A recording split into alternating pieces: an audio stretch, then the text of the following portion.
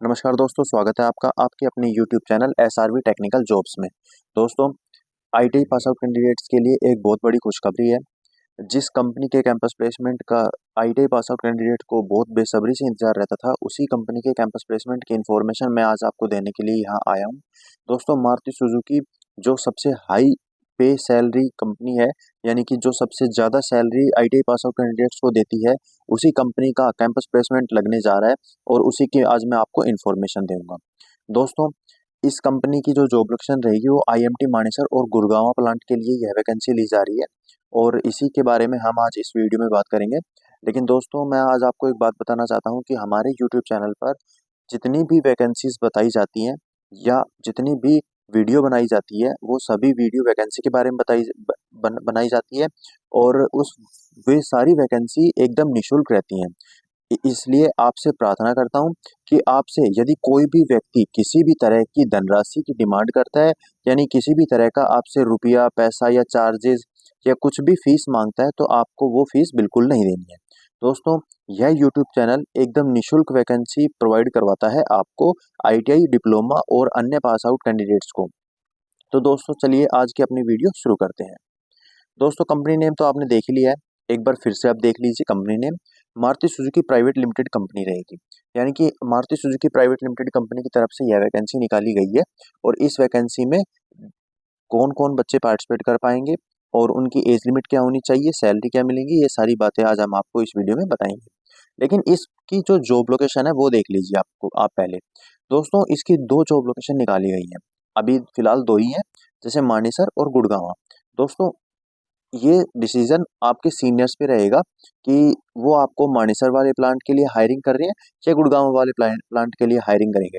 यानी कि आधे बच्चों को मानेसर भेजा जाएगा और आधे बच्चों को गुड़गांव।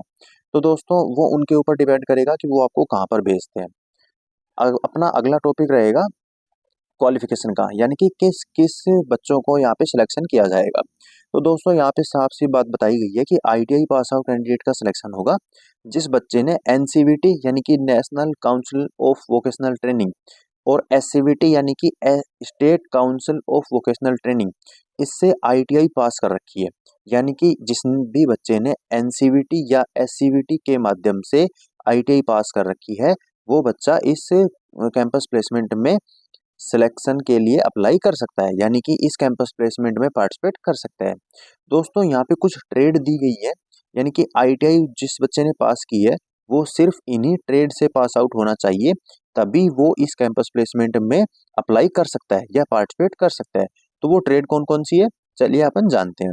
दोस्तों, सबसे पहले ट्रेड है fitter, welder, painter, general, turner, diesel mechanical, machinist, machinist grinder, tool and die maker, motor mechanic, vehicle, tractor mechanic, technician, automotive manufacturing, foundry man, sheet metal, plastic processing operator, mechanic auto body painting और mechanical auto body repair.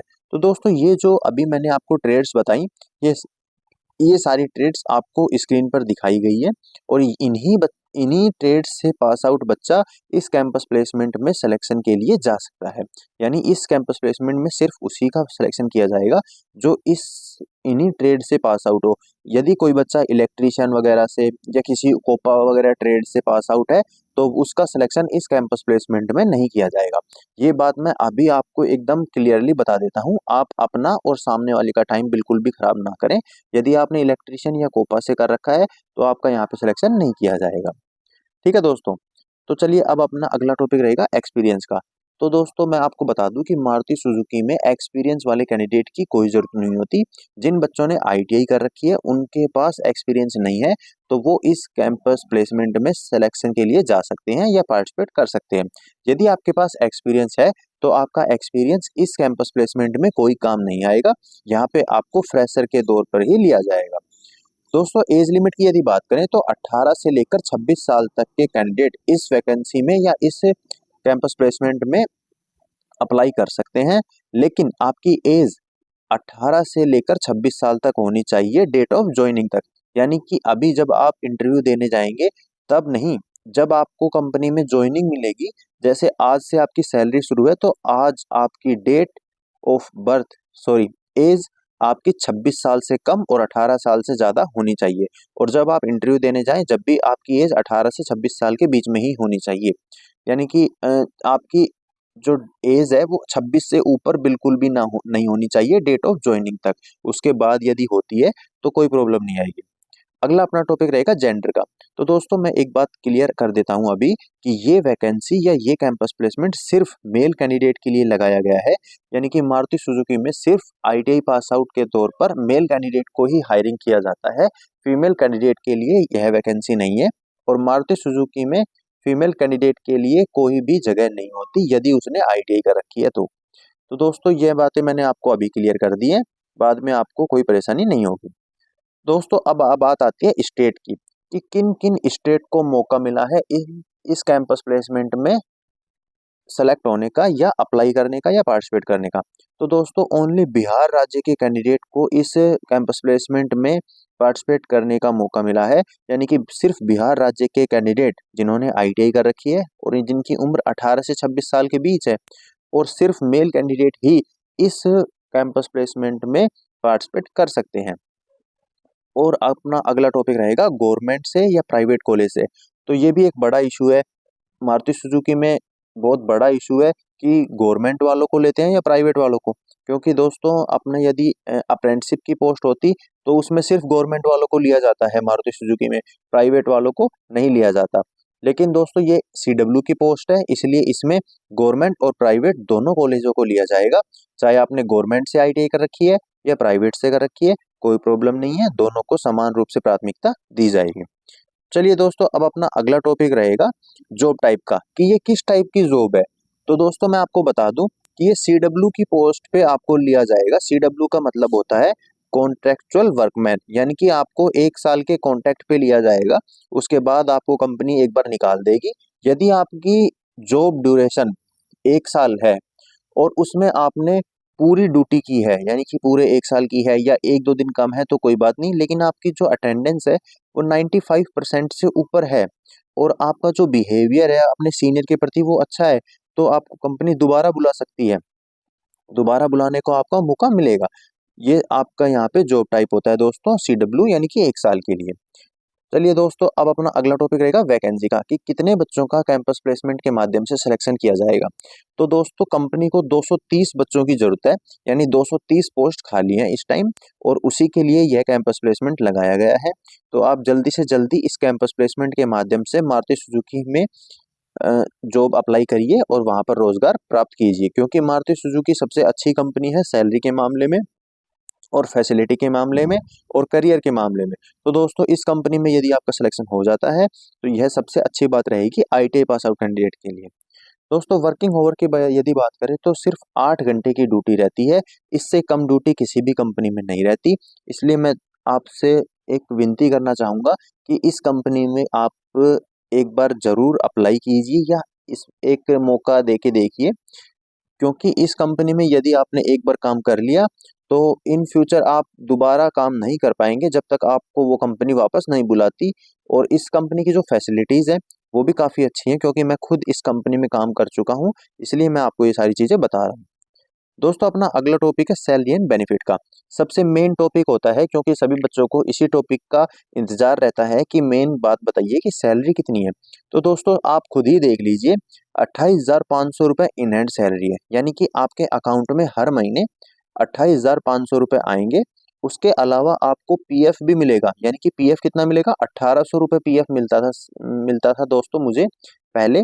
अभी मैं कुछ confirm नहीं कह सकता, उससे ज़्यादा ही मिलेगा, 1800 से ज़्यादा। बाकी अभी कुछ कंफर्म नहीं है। आप जब इंटरव्यू देंगे या आपका जब सिलेक्शन हो जाएगा, ज्वाइनिंग हो जाएगी, तो आप उस टाइम आपको सैलरी स्लिप मिलेगी 1 महीने काम करने के बाद। तब आप देख लीजिएगा कि आपको कितना पीएफ मिला है। उसके साथ-साथ आपको ईएसआई मिलेगा, यानी कि आपको मेडिकल फंड भी मिल रहा है, कैंटीन भी मिल जाएगी दोस्तों आपको। और कैंटीन के बारे में मैं अभी बता रहा था कि आपको बहुत अच्छा खाना मिलेगा कैंटीन में। आपने अभी तक ऐसा नहीं खाया होगा किसी भी कंपनी में। ट्रांसपोर्ट की फैसिलिटी भी मिलेगी, फुल एसी बस रहेंगी ट्रांसपोर्ट में। यूनिफ़ॉर्म मिलेंगी आपको 2 जोड़ी और 1 जैकेट 2 जैकेट मिलेंगी, 1 स्वेटर भी मिल जाएगा इसके साथ-साथ सर्दियों में। सेफ्टी शूज़ का 1 जोड़ी मिलेगी दोस्तों।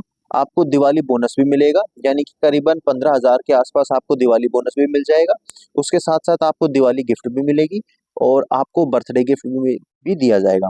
तो दोस्तों इतनी सारी फैसिलिटीज़ हैं इस सैलरी के अलावा, और आपकी सैलरी भी काफ़ी अच्छी है, 28,500 रुपये। और दोस्तों यहाँ पे हमने एक बात आपको नहीं बताई कि इस कंपनी में ओवरटाइम भी चलता है। यदि आपको ओवरटाइम के लिए रोका जाए तो आपको ओवरटाइम के लिए रुकना होगा दोस्तों, क्योंकि इसमें जो ओवरटाइम के लिए बहुत कम चांस होते हैं कि रोका जाता है। यदि आपको रोका जाए तो आप वहाँ पे रुकेंगे तो आपको 1 दिन के 1000 रुपये मिलेंगे।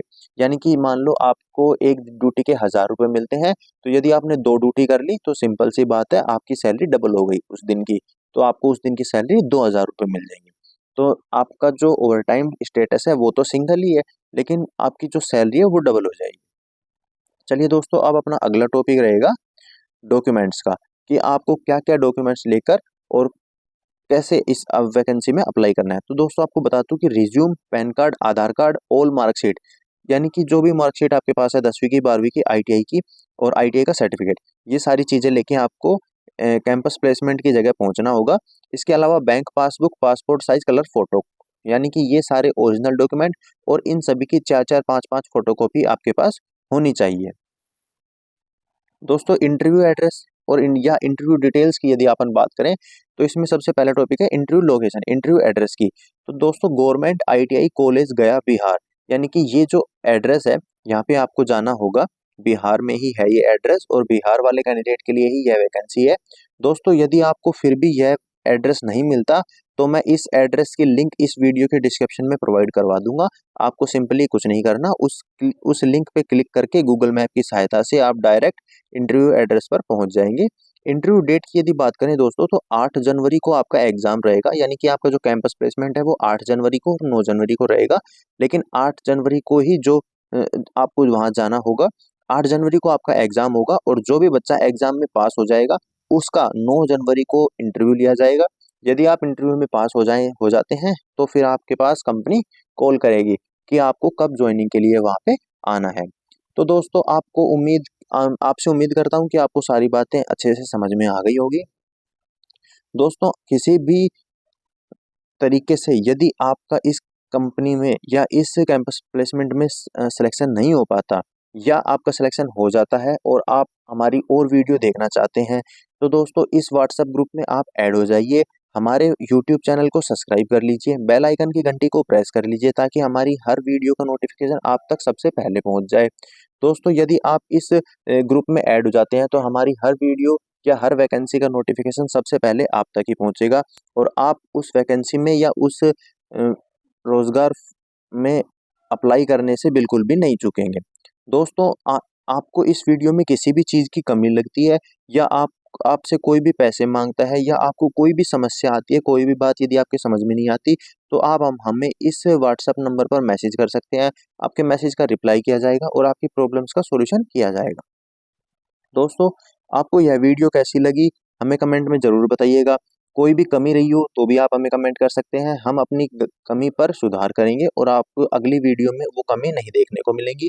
दोस्तों आपके किसी भी दोस्त को ये इस वीडियो की ज़रूरत हो तो आप उसके पास यह वीडियो शेयर कर दीजिए ताकि आपके दोस्त को रोज़गार प्राप्त हो सके। चलिए दोस्तों मिलते हैं एक और टेक्निकल जॉब के नोटिफिकेशन के साथ। जय हिंद, जय भारत।